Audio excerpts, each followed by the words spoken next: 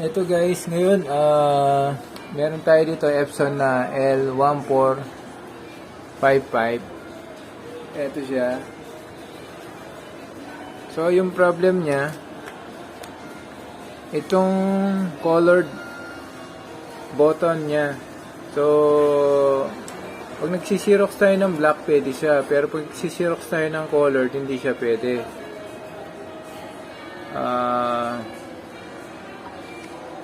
Halimbawa, try natin siya. Ito, try natin siya mag-xerox tayo ng black. So, ayan guys. Xerox tayo ng black copy. Tapos, pipindutin natin itong black.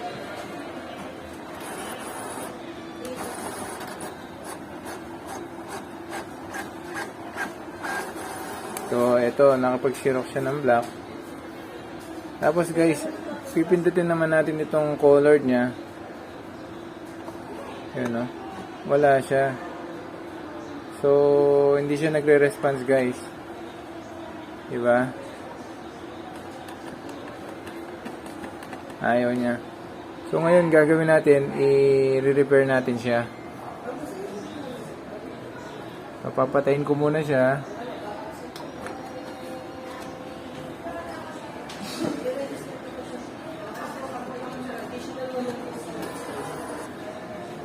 So, ayan guys. Tapos, assemble na natin siya guys. Didisassemble natin yung pinaka front panel niya rito. Ito. So, paano binabaklas to? Ganito lang guys. Dito may tornilyo siya rito.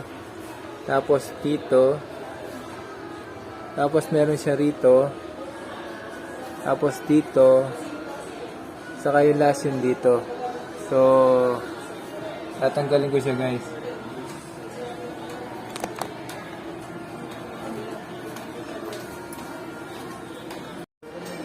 Ito guys, saan ko na siya?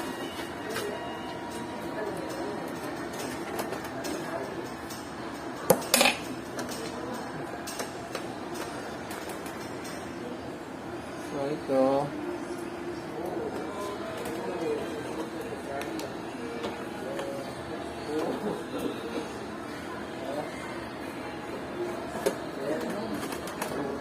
guys.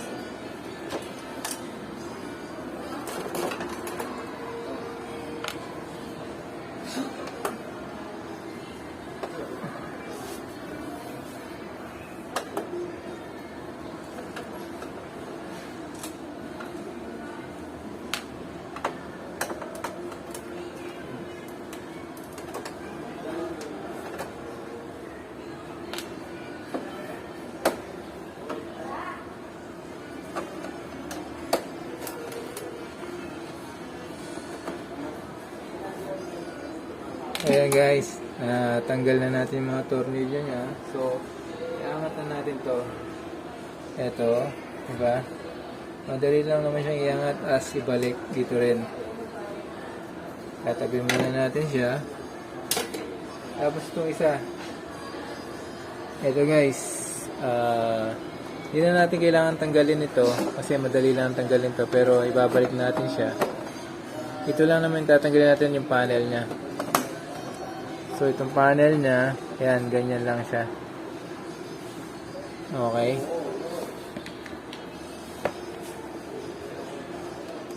So, dito, tatanggalin natin yung flex niya.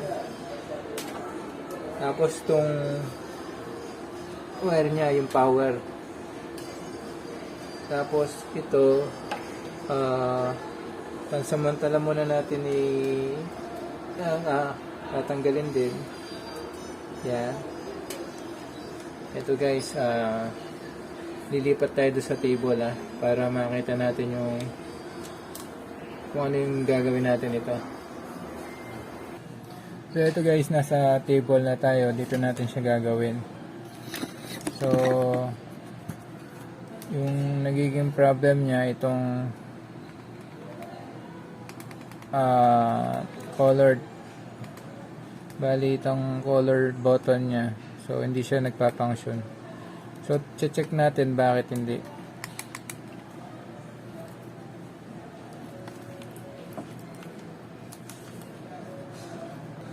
So ito guys, gagamit tayo ng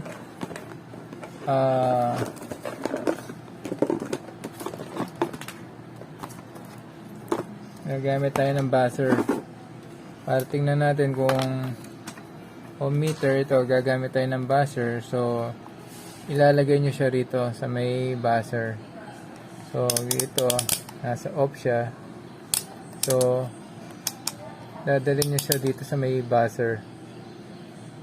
O kung ano naman meron kayo na home meter, pwede nyo siyang lagay doon sa may buzzer para alam nyo yung connectivity ng bawat isa. Katulad nito, pag nasa buzzer siya, pag nagdikit ito, babuzzer siya. Ayan. So ito guys, makikita natin na yung black nya. So pag pinindot mo to, magko-connect siya sa isa't isa. Ito yung ano niya. So pag pinindot natin,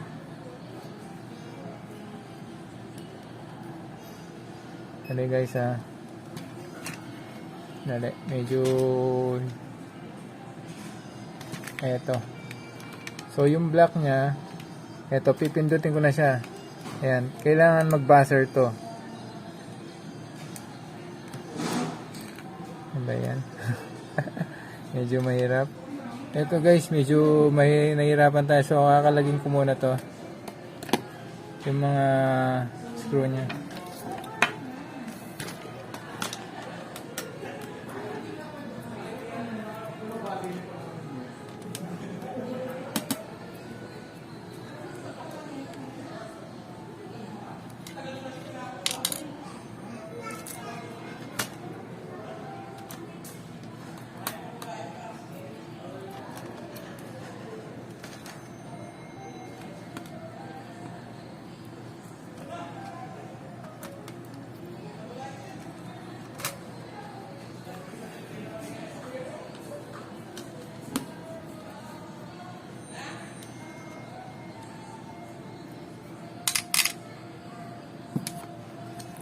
Tapos guys, ito tatanggalin natin to.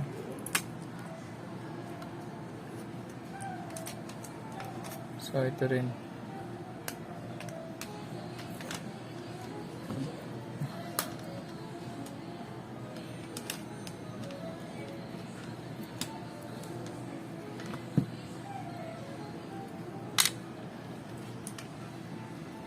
Ito guys, tanggal na siya. So yun o, pud-pud na. So medyo marumi siya.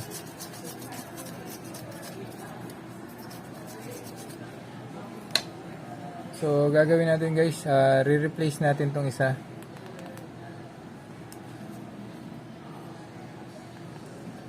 Tingnan natin. Makikita natin pag pinindot natin siya, wala siyang buzzer. Ito rin, wala. So try natin palitan guys yung button na to. Pero ito pala guys, napansin ko hindi gaano siyang nakahinang. So try natin siyang iso-solder para dumikit siya sa board.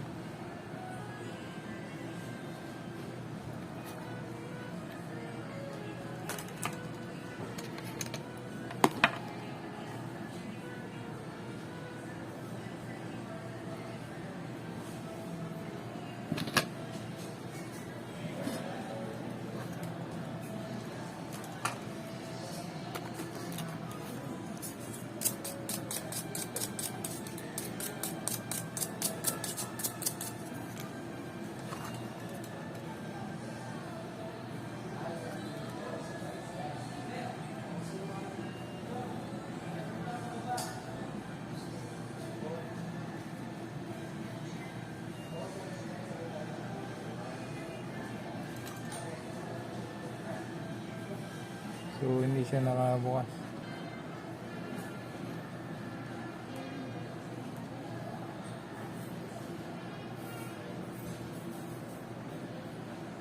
So guys, hinihinang na natin siya. Tingnan natin kung magbabuzzer na siya pag nadikit na masyado yung pin niya doon sa board. Siguro nag-loose yung pagkakadikit nito sa board kaya hindi siya nagko-connect.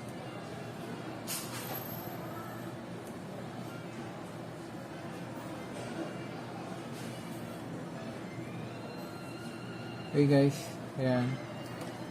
Tapos itatry natin siya. Ito guys, tinanggal ko na lang siya kasi pudpud na rin siya. Kung makikita nyo, pudpud na siya. So papalitan na lang natin siya ng bago. Ito, dito natin siya kinuha. So hahanap tayo ng button yan na pangpapalit dito guys. Ito guys, pati rin yung isang button niya, palitan na rin natin. Nagmamalfunction na rin to, yung black. Ito. So, tatanggalin natin yung ano niya.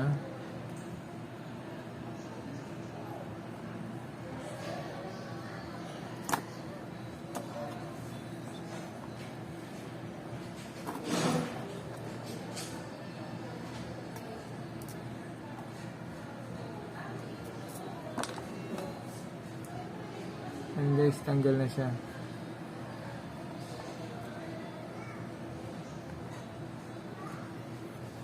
So, dito tinanggalan natin din.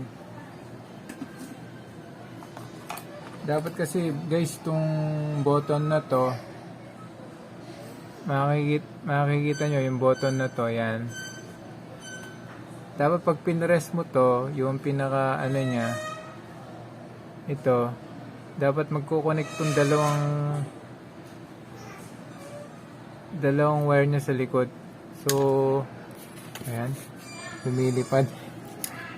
Ito.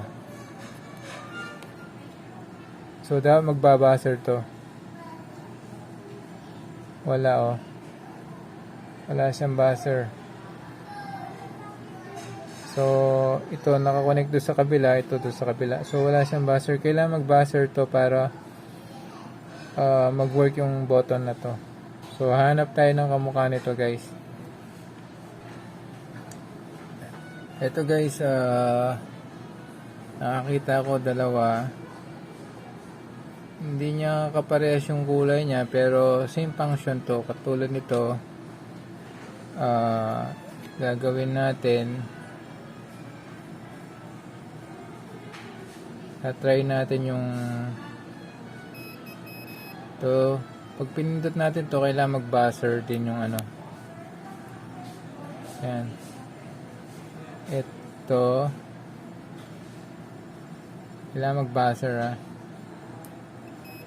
Yun. Yun. Okay siya. So, tatry na natin kakabit to, guys. Sana mag-work.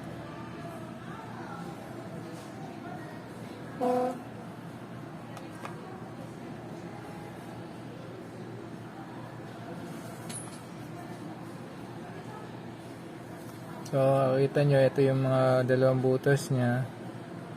So, eto guys, papasok ko siya. Eto guys, papasok ko siya dito. Yan.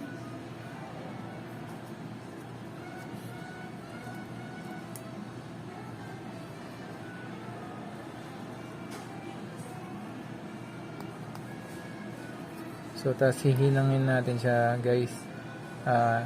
So, solder natin siya.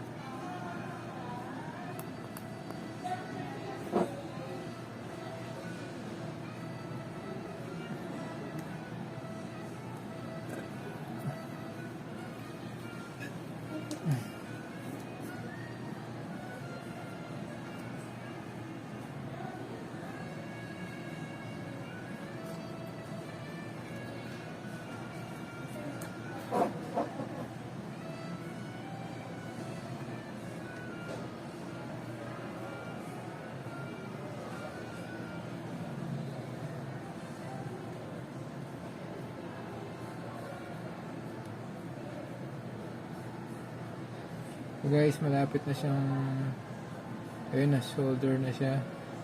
So ngayon tetest natin siya.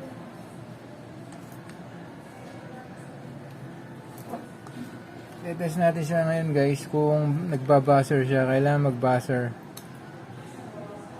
So ito, tapos dito. Tapos pipindutin ko siya rito. Kailangan magbuzzer na siya. Ayun. Ibig sabihin connected na. Pag pinower mo, so magkakaroon siya ng connection. So ito pag pinindot ko, yun oh. Yun. So ito naman yan guys, itong isa.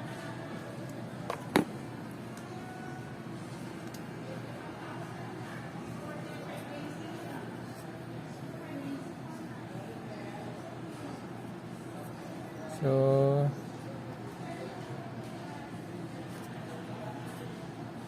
guys,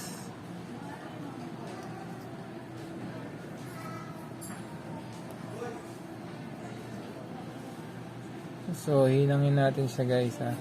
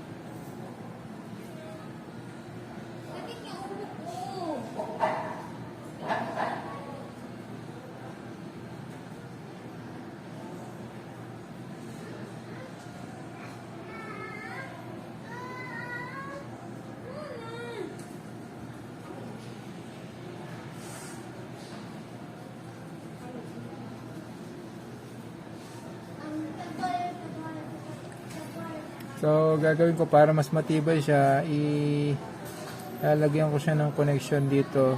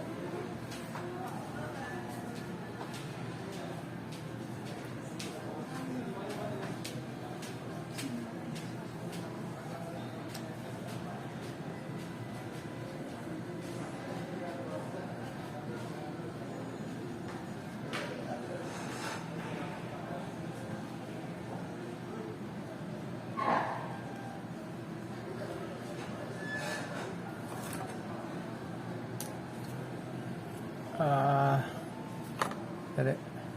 Ayusin ko guys.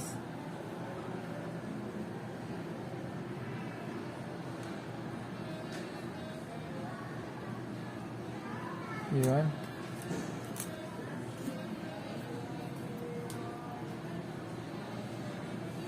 So ito na guys.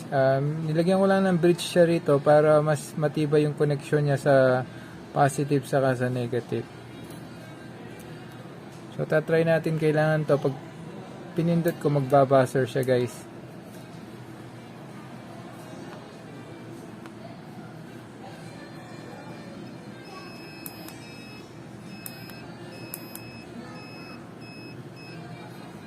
So nagbabuzzer na siya.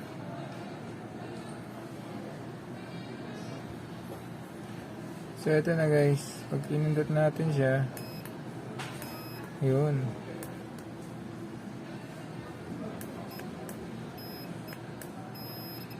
Yun, okay na. So, assemble na natin siya guys. Ito guys, na-assemble na natin siya. Try natin ibalik na sa mismong printer.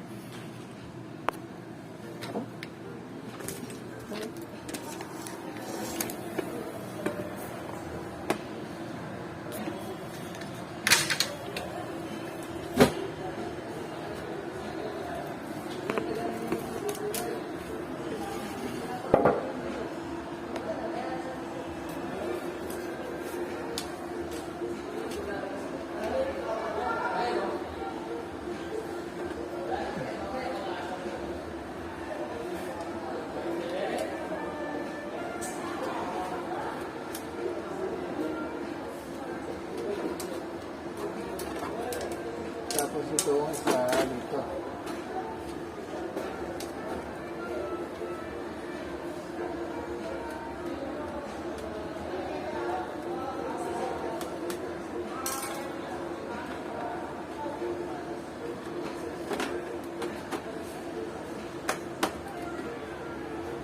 Yun guys, nalapat na natin. So tapos ito, lalagay na natin ito.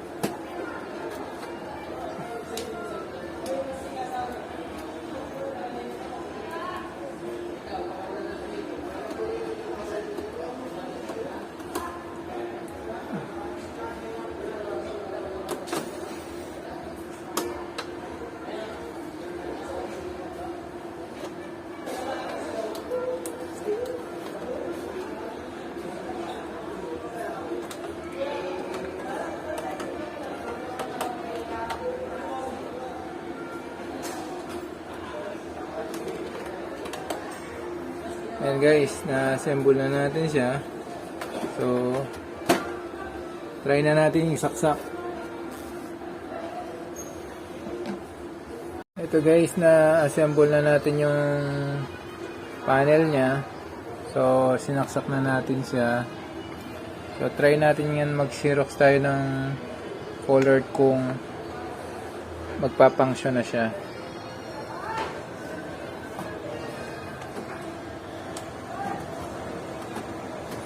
So ito guys, wait natin siya, tapos okay, tapos copy. So yung copy niya, ayun, naglagay tayo ng si-xerox natin.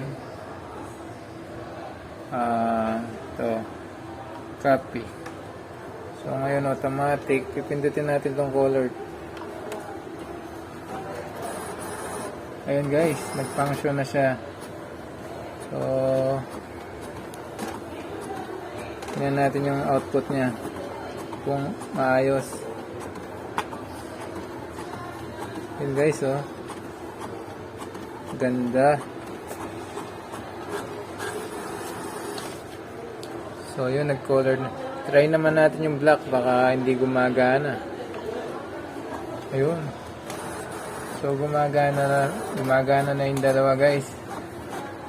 Kaya, see guys, ayun o. So, thanks God again. Nakagawa na naman tayo ng printer. Meron na naman tayong happy customer.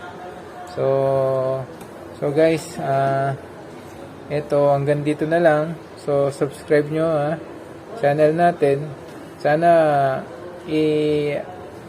i-on nyo yung notification nyo para pag may in-upload tayong video, una kayong makaka-receive. Okay guys, salamat.